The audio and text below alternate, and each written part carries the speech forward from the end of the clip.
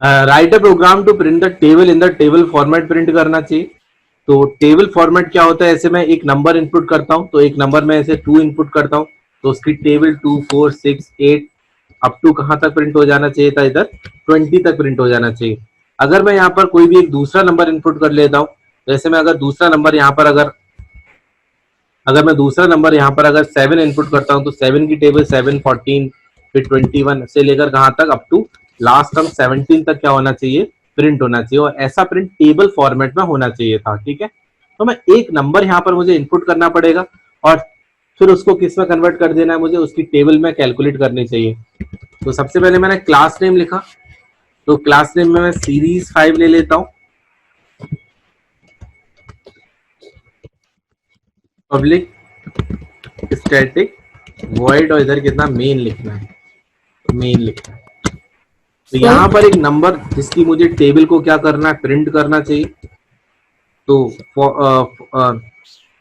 तो सबसे पहले मैं यहाँ पर एक वेरिएबल ले लेता हूँ जिसके अंदर मैं मल्टीप्लीकेशन को स्टोर करूंगा। जैसे मैं अगर 5 की टेबल निकालता हूँ, तो 5 इंटू 1 5 को भी तो किसी वेरिएबल के अंदर हम स्टोर करते होंगे, या फिर तुम नहीं करना चाहते हो तो नहीं कर सकते हो, डायरेक्ट मैं लिख देता हूँ।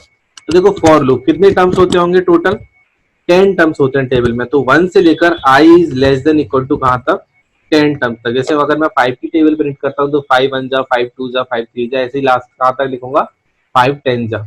तो कितने टर्म्स होते हैं टोटल, किसी टेबल में 10 टर्म्स होते होंगे।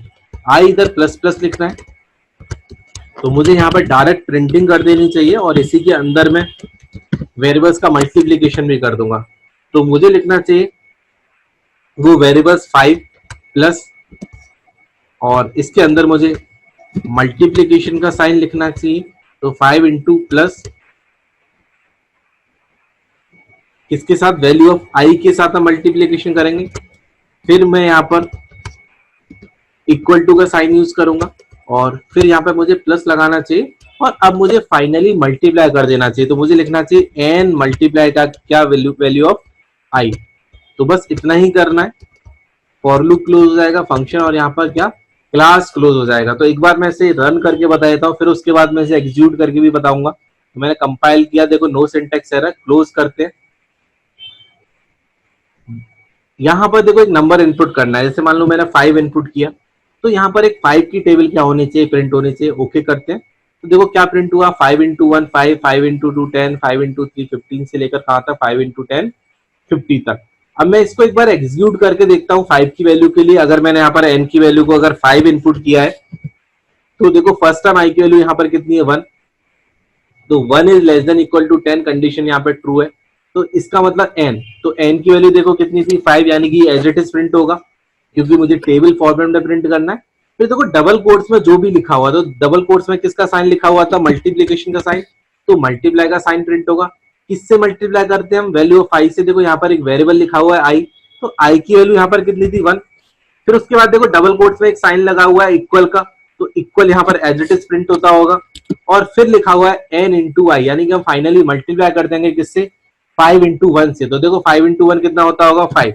तो इस तरह से फॉर्मेटिंग यहाँ पर प्रिंट होती है। नेक्स्ट टाइम के लिए देखो आई की वैल्यू कितनी होगी, 2। 2 is less than equal to 10, again condition true है। तो फिर देखो सबसे पहले क्या प्रिंट होगा, एन की वैल्यू देखो कितनी थी, 5। डबल कोट्स में क्या लिखा हुआ है, एज इट इज प्रिंट होता है। तो डबल कोट्स में देखो क्या लिखा हुआ है, इधर डबल कोट्स में यहाँ पर क्या लिखा हुआ है, मल्टीप्लाई लिखा हुआ, तो मल्टीप्लाई प्रिंट होगा। इसके बाद वैल्यू ऑफ आई प्रिंट होता है, तो देखो वैल्यू ऑफ आई यहाँ पर नेक्स्ट टाइम कितना होगा, 2। और फिर डबल कोट्स के अंदर क्या लिखा हुआ, इक्वल लिखा हुआ है, तो डबल कोट्स के अंदर इक्वल लिखा हुआ तो कितना प्रिंट हो जाएगा, इक्वल प्रिंट होगा एज इट इज। और उसके बाद लिखा हुआ है 5 इंटू कितना, 2। तो 5 इंटू 2 कितना होता होगा, 10 होता होगा। ऐसे ही नेक्स्ट टाइम के लिए जब आई की वैल्यू 3 होगी, तो 5 इंटू 3 प्रिंट होगा। नेक्स्ट टाइम के लिए आई की वैल्यू 4 होगी, तो 5 into 4 5 into 5 5 into 6 5 into 7 5 into 8 5 into 9, कहां तक प्रिंट होता होगा मेरा, लास्ट टर्म जो प्रिंट होता होगा वो प्रिंट होता होगा 5 इंटू 10। तो 5 इंटू 10 कितना होता होगा लास्ट में, 50।